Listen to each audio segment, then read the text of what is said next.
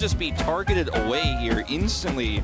So Viper's not going to be... It's not that year. Okay, the Tristana here. Ooh. This is the first of many picks here HLE, I think, have in their wheelhouse for potentially trying to get massive early game leads. Tristana in mid to try to all in the Taliyah is a risky call, though, as Taliyah will eventually be able to survive and deal with that pressure. You also have, you know, as HLE here, a weak point in this jungle because Wukong isn't going to be as impactful.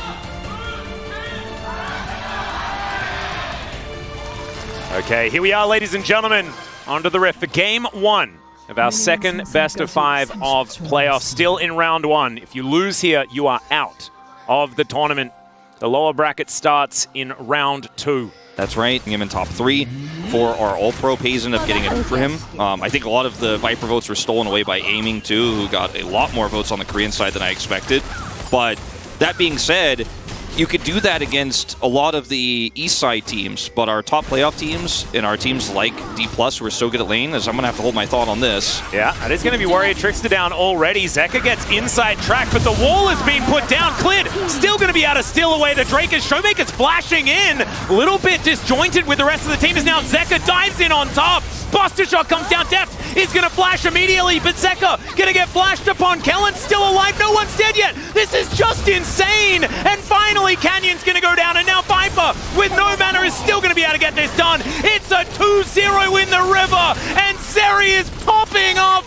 Showmaker's going to go down as well. And Life collects that kill. Humble Life Esports. I think we're certifying it. Yeah. I mean, if Zeri got that third kill, I 100% put the stamp inside. And now a huge problem for D+ Kia to worry about, as there's the flash forward. Def doesn't have his flash available as Viper just going to cleanse. He'll be absolutely fine. God. That's another one. That's a third for Viper. This man looks angry. Oh, he looks angry, and this game is starting to get off the rails as Viper's going to pick up an additional kill and all of the solo plate gold here, plus gives him solo gold and goes and makes another play in the jungle. I mean, this is starting to get real dicey for D+ Kia. As Life going in again. Glacial Prison comes down to Kellen. May just, yeah, he's just dead. There's nothing they can do about it. That is Zeka getting online as well. And this is starting to get out of control. And what do we say? You know, Clid has to be the difference maker. Life is being the difference maker this time around. He's a second jungle. Towards the top side, yeah, Canada's winning, but the relevance of top lane is less than in other games that we have seen this week. Second Drake to go over. I mean, insult to injury was the fact that Canyon wasn't even able to secure the Drake. Yeah, I don't know if you fight this. As he goes in, not going to be able to take this one either, as at least they're able to kill Live. Canyon able to flash himself away, but he still burns down. Seismic Shove connects this time as Kellen flashes on top of Clid. I don't know about that one, but he does manage to heal himself up.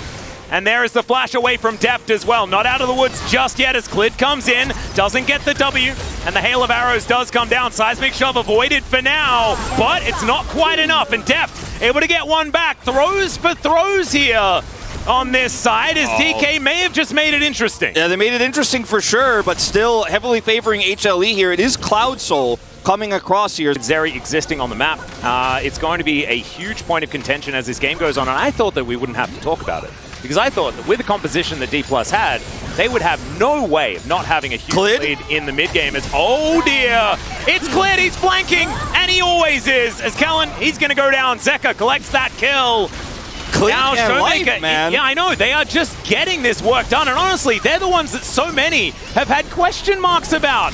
But they're the ones performing so well, as Showmaker underneath this turret is going to be able to survive. But I mean, this is supposed to be DK's jungle. Yeah. And I want to make it clear to everyone watching that this composition, you know, we really didn't like it, right? Because of so many of the issue Kong, but if you have the Zeri, she can just barely get onto that wall, you're going to be okay, as Clid's coming down for the counter gank with Life. Yeah, they're just going to clear out the minion wave. Should just mean that this turret, oh, okay, Canyon's going to stick around. Let's see whether Clid can survive this one, or whether Canyon can survive this one. The Inspire Shield comes in, but it's not enough. And Clid, he's on a leash, but Bristle's okay with that. She's a domesticated animal.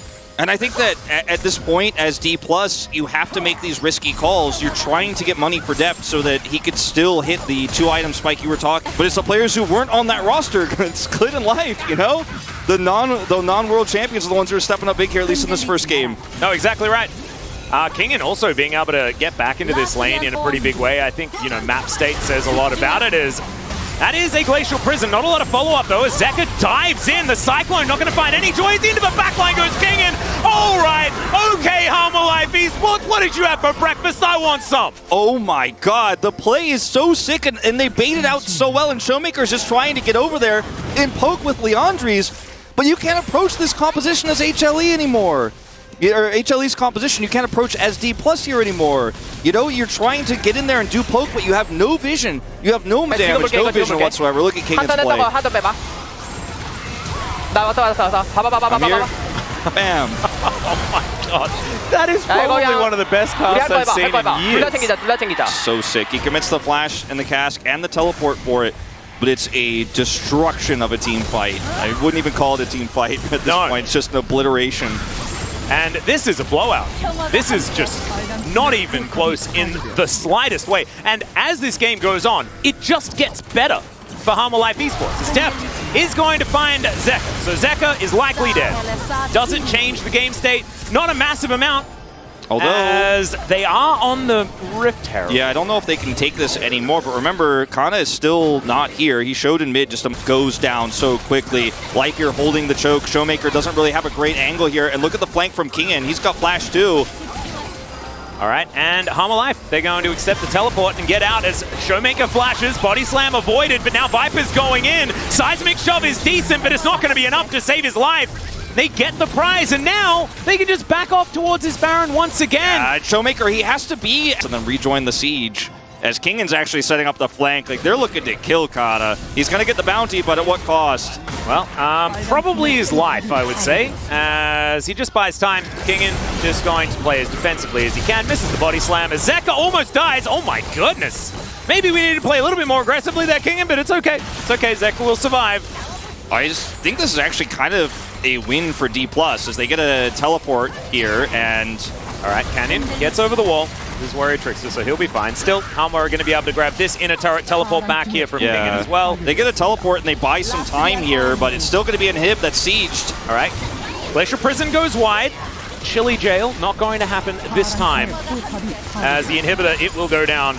Deft pushed out this bottom lane extraordinarily far, so it is just this inhibitor off this portion. Maybe a decoy from Canyon as well, as Hanwha just walk through the inhibitor turret and head towards the inner that had been prepared by Zeka. And look around their lead. Yeah, but I think if you replay this one and D+ make a few different choices, it's a different scenario. We'll see if they can keep their heads on straight. All right, Life gonna have to break his stopwatch. I don't know whether DK can even do anything about this. They do take down the Rakan. Hanwha still going to be pushing forward, and there are still inhibitor turrets, inhibitors down. So DK not with the ability to get too much back on this map. Baron, if they can actually just do Baron really quickly here, which this comp allows, and then go straight to Elder. Kind of crazy, especially if you're trying to defend the one remaining inhibitor turret, as Canyon is just caught in no man's land. He was looking for a flank angle, and he kind of found one, I guess. But it wasn't the right one. And now Zeka is just going to dive in on top of this minion wave. And I think the game is just over from this point. Kellen, you can see he was setting up vision here on this Elder. So D+ have a lot of it, but now they don't have a jungler. So ultimately not going to matter too much here. I think HLE playing this basically perfectly, rushing to the Baron just quickly enough to make sure they could time it with this.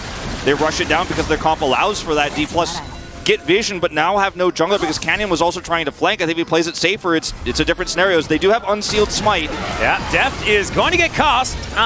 He's really dead, guys. But no, there's not. That's Exodia. And now the Dragon's Wrath is going to be felt. It is a triple straight out the gate here for the Zeri. As now KINGEN trying to keep them in combat to try and get towards that pentakill as Canyon is going to spawn. But DK, they know that this game is well and truly over.